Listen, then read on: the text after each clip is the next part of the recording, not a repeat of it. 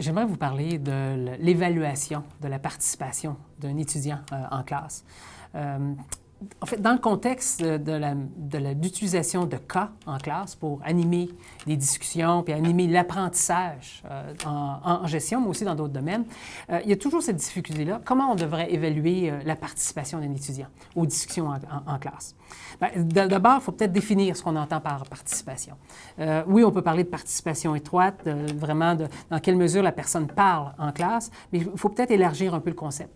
La question de la participation, en fait, maintenant, moi, j'ai tendance à parler beaucoup plus de contribution et professionnalisme en classe. Donc, l'enjeu pour nous, c'est être capable de mesurer, dans le fond, dans quelle mesure un étudiant, un participant contribue à l'apprentissage de tout le groupe et est capable de, justement, lui donner une idée valide, fidèle de sa contribution, justement, en classe.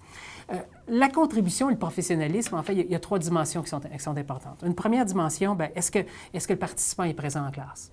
La deuxième dimension, est-ce qu'il est présent à temps en classe? Dans les deux cas, bien sûr, une absence, tu ne peux pas contribuer à l'apprentissage de la classe. Si tu es en retard, vous remarquerez que quand un étudiant entre en classe en retard, il dérange tout le monde. Donc, au contraire, ça nuit à l'apprentissage. Donc, ça, c'est deux éléments qui sont importants. Et le troisième élément de la contribution, c'est justement la contribution aux discussions en classe. Et puis là, certains étudiants vont dire oui, j'aime autant pas dire de conneries, j'aime autant attendre le moment de dire quelque chose de vraiment intelligent avant de parler. Écoutez, gardons le droit comme professeur d'évaluer ce qui est pertinent ou non.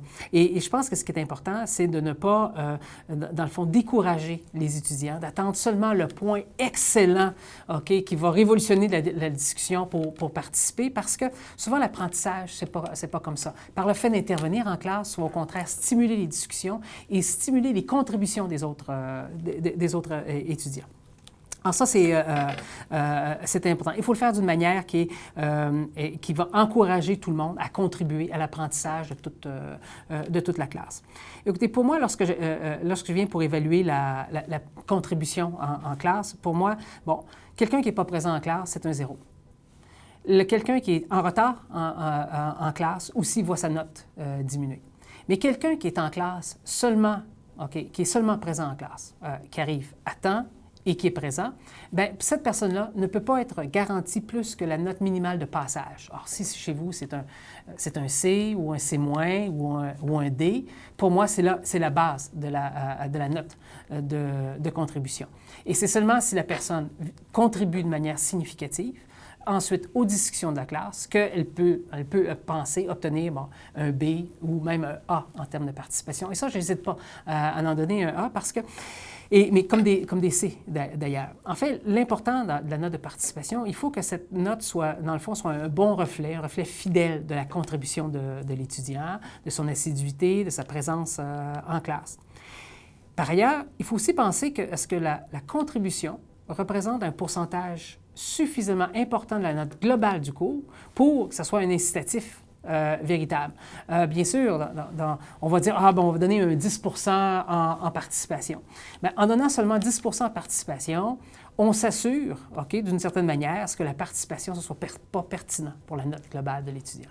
Et lorsqu'on regarde dans les écoles de méthode des cas, par exemple à Western ou à Harvard, qui sont vraiment des écoles où la question de la méthode des cas est centrale au projet pédagogique de tout leur programme, souvent la participation va compter pour au moins 25 de la note, sinon 30 et parfois même jusqu'à 50 Donc, c'est seulement quand cette participation-là, cette contribution et professionnalisme et représente vraiment un pourcentage significatif de la note qu'il y a un impact, et en même temps que le feedback qu'on donne aux participants à travers notre note a son impact.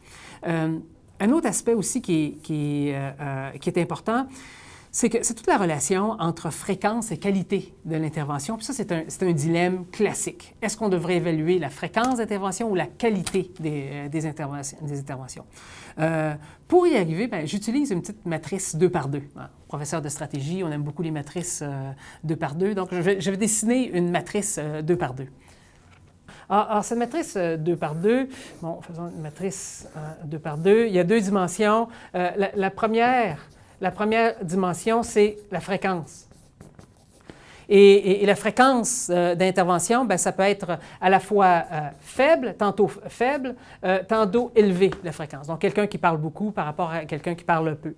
L'autre dimension de la contribution en classe, c'est la question de la qualité de la contribution. Et là, dans ce cas-ci, bien, la qualité encore peut être faible ou elle peut être élevée. Donc, ça nous donne 4 situations, en fait, lorsqu'on vient d'évaluer la participation. Il y a 2 situations relativement aisées, relativement faciles d'évaluer. Une situation où quelqu'un qui parle fréquemment et avec des bons points. Et lorsqu'on parle avec une intervention de bonne qualité, on va parler d'un point qui amène la discussion un peu plus loin, qui repose sur une analyse, une compréhension, une préparation du cas qui est évidente. La personne sait de quoi elle parle. Elle n'a pas juste repris une idée au rebond, mais elle présente véritablement une idée avec des arguments bien campés.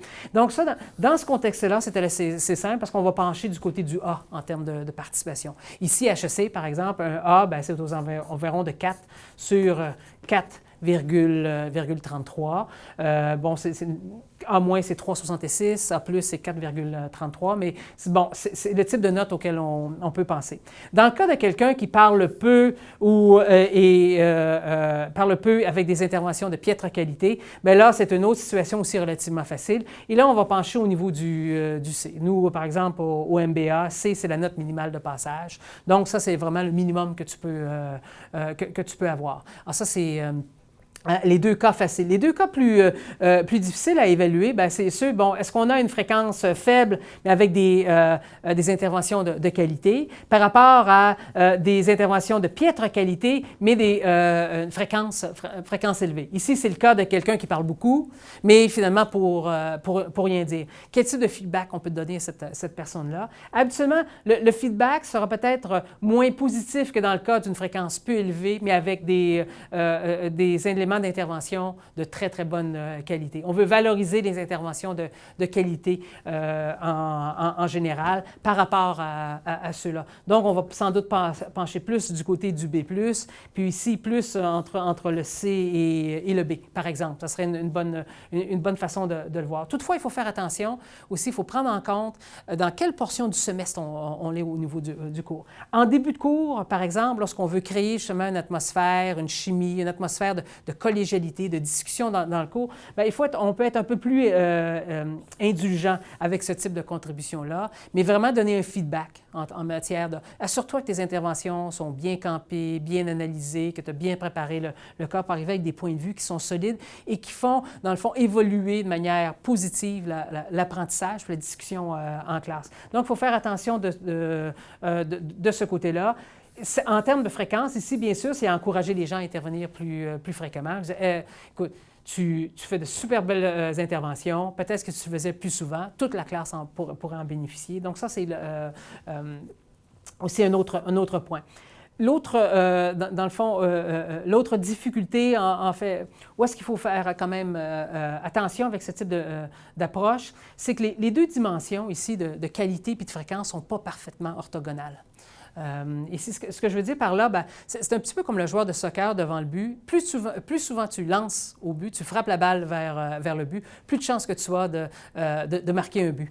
Et c'est un petit peu ce qui arrive avec la fréquence, c'est que les gens qui vont parler souvent, bien, à un moment donné, juste par la chance presque, ils seront sans doute capables d'avoir de bonnes interventions. Donc, à force de parler, bien, finalement, tu vas vraiment frapper le bon coup. Donc, il faut aussi être raisonnable, indulgent de ce côté-là, et puis peut-être justement supporter un peu mieux l'étudiant dans le fond, la construction d'interventions de qualité, mais pas décourager la fréquence d'intervention en général. Ça, c'est vrai pour à peu près tout le monde.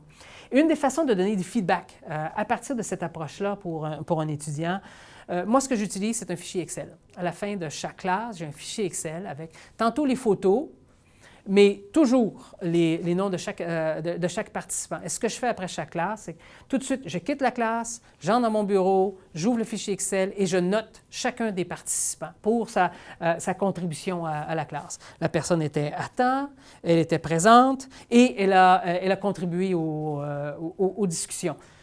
Aussi, si c'est nécessaire, j'ajoute un commentaire pour chaque personne à chaque classe. La personne, était de toute évidence en mode d'écoute actif ou au contraire était distraite, chattait sur Facebook durant la classe. Tous les cas sont bons, mais quand même, s'assurer d'avoir le maximum d'intervention vis-à-vis de la contribution de chaque participant pour chaque classe. Même, parfois, il va arriver qu'avec certains étudiants, dans ta stratégie pédagogique, tu vas avoir des dialogues. Les dialogues, c'est qu'on va être en rapproché, le professeur avec un étudiant, et ça peut durer quelques minutes, et ça peut être assez intense, sans être agressif, mais assez intense, parce qu'on veut pousser l'étudiant à aller jusqu'au fond de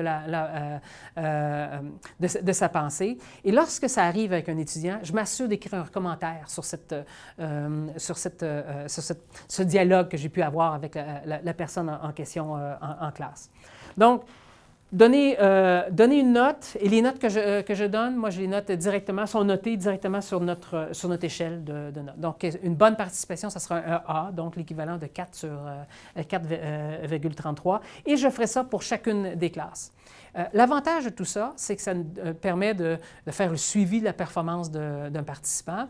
Ça permet de donner un bon feedback. Si l'étudiant vient me voir, ça me fait plaisir de partager toutes mes notes, toutes ces notes, et de la mettre, dans le fond, dans le contexte des notes de la classe, où cette personne-là se situe par rapport à la classe en termes de contribution et professionnalisme aux apprentissages de la classe. Donc ça, je m'assure de partager ça.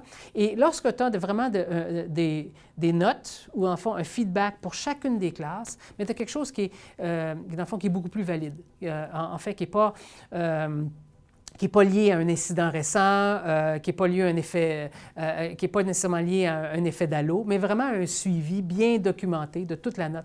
Et à la fin du cours, à la fin du semestre, ce que je donne à l'étudiant, c'est une moyenne, dans le fond, de toutes les notes que cette personne-là aura accumulées d'un cours à l'autre. Jusqu'à maintenant, cette approche-là, pour moi, dans ma carrière, m'a toujours bien servi. Parce que lorsqu'on m'approchait, on demandait des explications sur la note ou qu'on voulait contester la note, j'avais un dossier relativement bien documenté avec une note systématique pour chacune des classes et des commentaires si besoin est, pour être capable justement de donner un bon feedback à l'étudiant. Parce que justement, c'est peut-être un des enjeux lorsqu'on veut cultiver une atmosphère de collégialité, de discussion en classe, lorsqu'on s'appuie sur la méthode des cas, qui donne une place très, très importante aux échanges en classe. Vous savez, la méthode des cas, ça permet aux étudiants d'apprendre autant du professeur que de leurs collègues. Donc, pour être capable, dans ce contexte-là, de donner un feedback valide, fidèle à chacun des participants, une approche systématique en matière d'évaluation de la contribution est vraiment essentielle. Sinon, finalement, on fait un peu n'importe quoi, plutôt que d'avoir une approche rigoureuse et systématique.